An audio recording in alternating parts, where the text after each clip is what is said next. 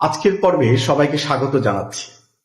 আজকে আমরা একটি গুরুত্বপূর্ণ শিখন পদ্ধতি নিয়ে আলোচনা করব। সেই পদ্ধতিটি হচ্ছে প্রশ্ন উত্তর পদ্ধতি, তার মানে কোশ্চেন অ্যান্সার মেথড। এটি শিখনে বহুল প্রচলিত এবং প্রাচীন একটি পদ্ধতি।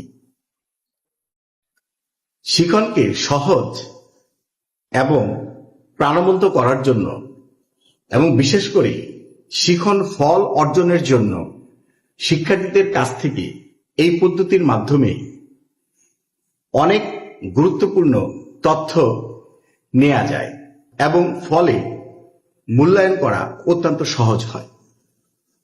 এই প্রশ্ন পদ্ধতিতে শ্রেণীতে পাঠদান সমাপ্তর পর একটু সময় বরাদ্দ রাখতে হবে এই পদ্ধতি অ্যাপ্লাই করার জন্য, এবং প্রশ্ন করতে হবে অত্যন্ত সহজ এবং সরল শ্রেণী উপযোগী প্রশ্ন করতে হবে। পঠিত বিষয়ের ভিতর থেকে শিখন ফল কতটুকু অর্জন হলো তা যাচাই করার জন্য প্রশ্ন করতে হবে। সেই প্রশ্নগুলো সংক্ষিপ্তকরণ, উত্তর হা এবং না হয় এই ধরনের প্রশ্ন করা থেকে অবশ্যই বিরত থাকতে হবে। কি, কোথায়, কত এগুলো প্রশ্ন করা যাবে না। তাহলে কি ধরনের প্রশ্ন করতে হবে? প্রশ্ন করতে হবে যে তুমি যে বিষয়টি জানতে পেরেছ তা বর্ণনা করো। এটি কিভাবে হলো, কোথায় হলো, এর প্রেক্ষাপট কি ছিল, বিষয়টি বিশ্লেষণ করো, বিষয়টি তুলনামূলক একটি তথ্য উপস্থাপন করো। এই ধরনের প্রশ্নের মাধ্যমে শিক্ষার্থীদেরকে ক্লাসে অত্যন্ত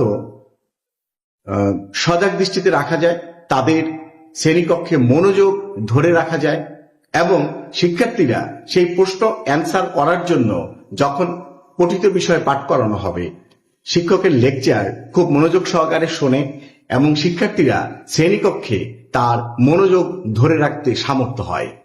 এই কারণে এই প্রশ্ন উত্তর পদ্ধতিটি খুবই প্রচলিত সারা পৃথিবীতে, একটি পুরাতন এবং এখন পর্যন্ত সারা পৃথিবীতে একটি খুব ভালো গুরুত্বপূর্ণ শিখন পদ্ধতি। সবাইকে ধন্যবাদ।